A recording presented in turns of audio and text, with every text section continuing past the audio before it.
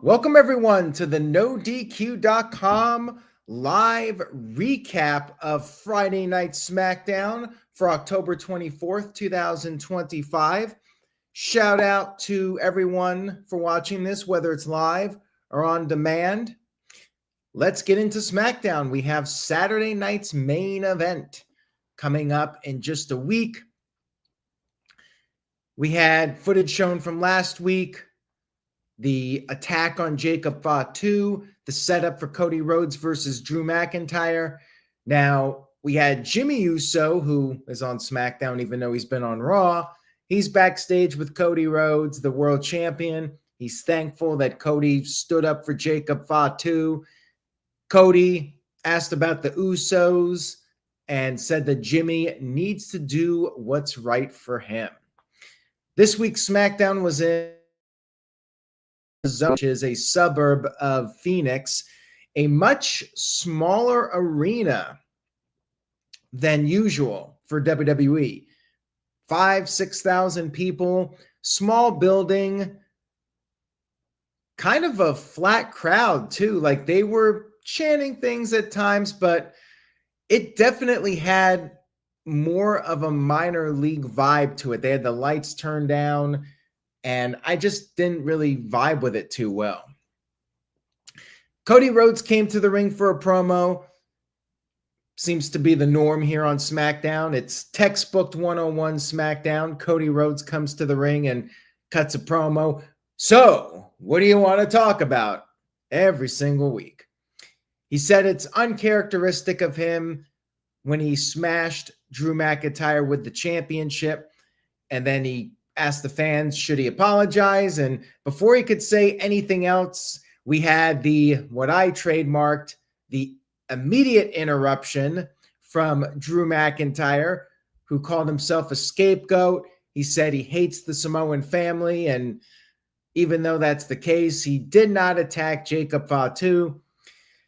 Cody Rhodes wanted to fight, but then Jimmy Uso attacked McIntyre. Security came out there, and we had ourselves a good old-fashioned pull-apart brawl.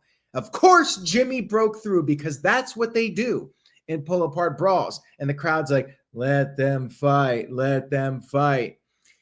And the MFTs came out there for their match, and that was the transition. Kind of a bland segment, in my opinion. Very run-of-the-mill. The Cody opening show promo is old. The pull-apart brawl, it's just feeling like, okay, we got 2 hours to fill. Let's just throw out the usual stuff. Kind of boring, if you ask me.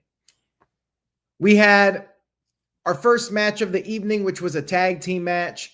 JC Mateo and Tama Tonga of the MFTs with their goofy face paint versus Shinsuke Nakamura and Rey Fenix. Even in Arizona, crowd really doesn't care about Phoenix too much.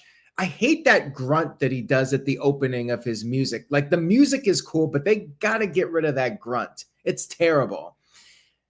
Match was fine, but it was your standard tag team match. Competitive both ways. And you had Phoenix doing a moonsault to Tama, and then he came off with a big crossbody onto Tama, but then JC saved the match. Then we had the usual breakdown. Rey Fenix did this corkscrew dive to the outside on both guys, both members of the MFTs. But then, of course, we had the predictable, ever so predictable outside interference. Solo gets on the apron, and Tama Tonga chokeslams Phoenix on the apron, and Tama won with the running elbow, which is the move better known as the hidden blade. They have a new name for it for Tama Tonga. MFTs get the win. Not much else to say about it. No surprise here that the MFTs would win. Rey Fenix really needs to go to Raw and be with Penta again because he is going nowhere fast on SmackDown. Didn't really care too much about it. MFTs really do nothing for me. We had the general manager, Nick Aldis, announcing Jimmy versus Drew McIntyre in a no DQ match, my specialty, for the main event. And also backstage, Chelsea Green wanted to merge her brand with Julia's brand, but then Kiana James came in and said Julia didn't fit in Chelsea in her schedule. We then had Tiffany Stratton versus Kiana James. I think it was safe to say that Tiffany was not going to be losing this match coming off of her loss at Crown Jewel. But it was a good match for what it was. Probably Kiana's best match on the main roster to date. She did get in some offense, but then Tiffany made a comeback. She had an Alabama slam. She went for the prettiest moonsault ever, but Kiana avoided it. And then Kiana hit the Falcon Arrow. Tiffany kicked out of that. And then Tiffany made her comeback, did the Swanton Bomb, followed by the prettiest moonsault ever, and got the 1-2-3 victory. After the match, Julia attacked Tiffany, only for Jade Cargill to make the save.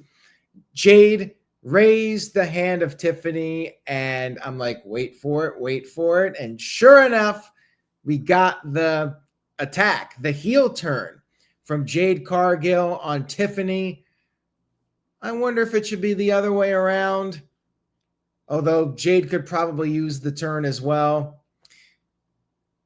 Tiffany Stratton beaten up by Jade. Jade threw around the ringside area. Officials had to come out there. And they did announce a match for Saturday night's main event, championship match. Very interesting because we are going to have a new champion, and now we got another title match where I really think that we need a new champion. Like, you're doing one more match with these two. Jade's a heel now. She has to get the title, right? I think it's a good idea to turn Jade heel. I just feel like it might be a better idea to turn Tiffany. But Jade, that bitch, is back. And she did cut a backstage promo basically saying she's looking to take power. So we'll see how this goes. I really think we need a title change, though. Otherwise, the heel turn's going to not mean much. Shout out to Building Nexus, who sent in a $2 super chat. Thank you for that, Building Nexus. Says, is it weird that the WWE title match has no stip? I guess you could say that since Drew McIntyre and Cody Rhodes already had a match. A match would have us, but it's also Saturday night's main event, and maybe they want to drag this out to Survivor Series. Who knows? But here's another match where Drew keeps losing and getting screwed, and it's part of his heel character, but at some point, he's got to win, right? And to me, Cody as WWE champion has gotten really stale. So I would not mind Drew winning the title, even if it's a short run. But are we going to have 3 title changes at Saturday night's main event? I mean, what are they going to do for this match? I mean, they could do a DQ. Is McIntyre going to get screwed yet again? Very interesting to me that we have all these title matches when it doesn't feel like an event that will have a bunch of title changes other than the vacant champion being the title for the vacant championship will be determined. Although that could end in some sort of a screw job too. Maybe a double count out and they stretch that out to Survivor Series. Who knows? I'm intrigued though. I'll say that much. Backstage, we had Ilya Dragunov, the new United States champion. He had words with Sami Zayn, and Sami was basically passing the torch of the United States title open challenge. And Dragunov came to the ring. He cut a promo. The crowd was chanting, "You deserve it." And he talked about his highs and lows coming back from injury, but he said he would not give up. And he's going to continue the legacy of the Open Challenge. And the first challenge was Aleister Black with Zelina Vega. Zelina looked great. I mean, she totally fits in with Aleister Black with the whole goth look. Great entrance from these two. And this was the best match of the show. They actually got 2 commercial breaks for this one. Pretty good match here with these two. You had Zelina Vega interfering on multiple occasions, and eventually she just got caught by the referee. After a back and forth match, Zelina, multiple times she got involved. The referee kicked her out. And then as she was starting to leave, we had Damian Priest storming down, and he took off his sunglasses. He got the little burn mark from the fireball a few weeks ago. And Aleister Black, distracted by Priest, turned around and got hit with the Torpedo Moscow. So Ilya Dragunov retains the United States Championship. I think this was probably the best finish to do here. Really, I wouldn't have had Aleister lose this soon after Zelina joining up with him. But they did have Priest come out there and distract Aleister, so that worked out. And then Priest beat up Aleister Black after the match. But then Zelina Vega saved her husband, ripped at his bad eye, and then Aleister Black and Zelina were able to flee. It's very interesting to me because I don't want to be seeing Aleister Black losing with Zelina now. I would have kept Priest off TV a few more weeks and maybe given Aleister a few wins. But now you're in a situation where you're going to have this final match, and one would think that Priest has to win the final match. But then you got Aleister Black losing 2 matches in a row after having Zelina team up with him. Like, he really should have gotten a few wins before you brought back Priest. Just my opinion. I think it's going to make Black look a little weak to lose again to Priest. Now, he could win, but one would think the next match will be the blow-off at this point. City by the Bay said, what's the better show right now, Raw or SmackDown? I'd say Raw. Dave Scheffler sent in a $2 super chat. Thank you for that, Dave. Much appreciated. Dave says, will there be a prediction show for Saturday night's main event? Nah, for 2 reasons. Number 1, it's Saturday night's main event. And number 2, don't really have time in the schedule next week. Thursday's actually my wife's birthday, so we'll be doing something Thursday night, which would normally be the predictions night. I mean, I think when I do the Raw stream, I'll give my quick predictions for Saturday night's main event, or even next Friday's SmackDown Halloween stream. Maybe I'll give my predictions then. But yeah, I'm not gonna make a big production out of it. But thank you again, Dave, for the comment and the super chat. We had Carmelo Hayes interviewed backstage. And to Justin in the chat, happy birthday on Wednesday. That's also my wedding anniversary Wednesday. 29th is wedding anniversary. Thursday the 30th is my wife's birthday, wedding anniversary Wednesday, birthday Thursday, and then Friday is Halloween. We set it up that way. It's a big week next week. Carmelo Hayes said that The Miz crossed the line and it was to the point of no return. But Melo did say that now they're even. He's going to fulfill his destiny. He's been feeling the support of the people. In other words, he's a babyface now, and he's going to get himself back on track. He was confronted by Kit Wilson, who confronted him, and Melo ended up challenging Kit to a match for next week. Something tells me he ain't done with The Miz. This is, once again, WWE Booking 101. I'm done with this guy. We're even. I'm moving on. No, Miz is going to attack you next week. So have eyes in the back of your head, Carmelo Hayes, and be ready for The Miz to try and hit you with that skull-crushing finale.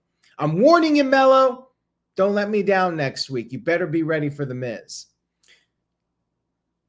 Fraxium was backstage. They gave Ilya Dragunov some props, and both of them expressed interest in doing a singles match against him for the championship. But then DIY confronted Fraxium, and they had some words, again, another segment to just remind us that DIY and Candice LeRae still have jobs in WWE. They then walked off, and then Tama Tonga came over and gave Fraxium a little warning look. Whoopee. Very excited for that. We also had the women's tag team champions, Alexa Bliss and Charlotte Flair, accepting a challenge to face Bayley and Lyra Valkyria on Monday Night Raw.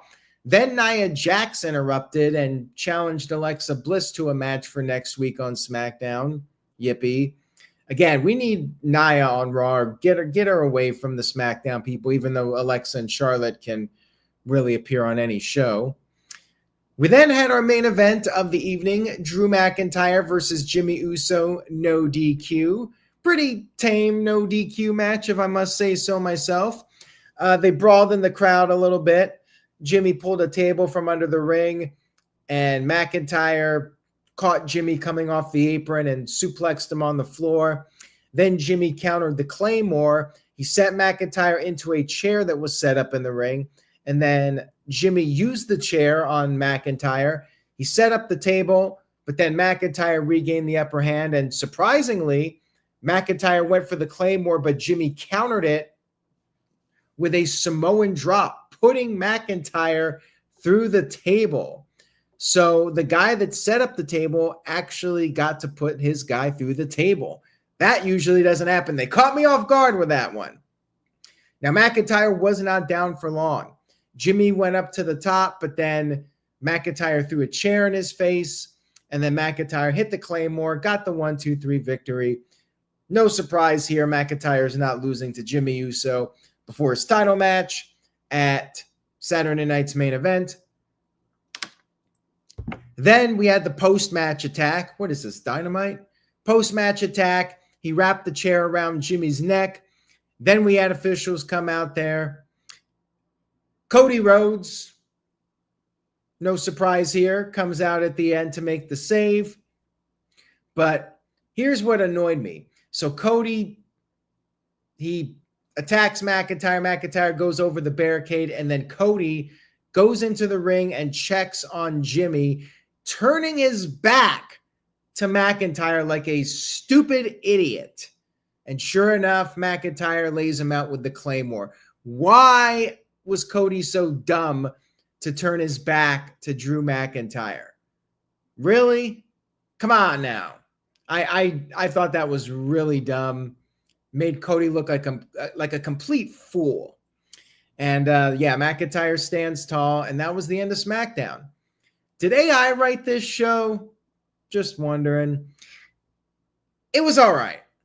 SmackDown was okay, but this was, to me, the epitome of an average show. I had some issues with it, but there were some good wrestling moments on the show. I give it 5 out of 10. Very, very average as far as I'm concerned. Not necessarily a show you need to go out of your way to watch. Shout out to Building Nexus. Thank you, Building Nexus, for the $2 super chat. It says, what are the chances Cody Rhodes versus Drew McIntyre ends in a no contest? Well, let me say this. I will be surprised if all 3 of the title matches end with a decisive winner. I feel like we will get at least 1, if not 2, screwy finishes that will not result in a title change. So we'll see what happens, but I feel like they're going to drag out Cody and Drew to Survivor Series, which could very well mean we get another non-finish, like a count out or a DQ, and they do one more match at Survivor Series. That's how I see it going down. I'd like to see Drew win the title. Like, if it was me, I'd have Drew win, and Cody could win it back at Survivor Series. You know, think back to like when The Rock and Mankind would go back and forth with the title a little bit, or even Edge and John Cena would go back and forth with the title a little bit, or Cena and Randy Orton. Like, it's okay to have a few title changes here and there. Make it a little more interesting, because man, oh man, Cody as champion, it's starting to bore me to tears. So what do you want to talk about? Opening SmackDown every single week. It's so stale. So yeah, this was kind of a boring, predictable SmackDown, but it did have its moments. That's all I got for tonight, everyone. Thank you all so much for watching. If you enjoyed the video, please give this a thumbs up on No DQ's YouTube channel. Spread the word about the site. Check out the latest news over at NoDQ.com. Have a great weekend, everyone. And I will be recapping NXT Halloween Havoc, so I will be back Saturday night for that. Stay tuned to the channel for that. Take care, everybody. Enjoy the show this weekend, Halloween Havoc. Say yes to No DQ, and I will see you all next time.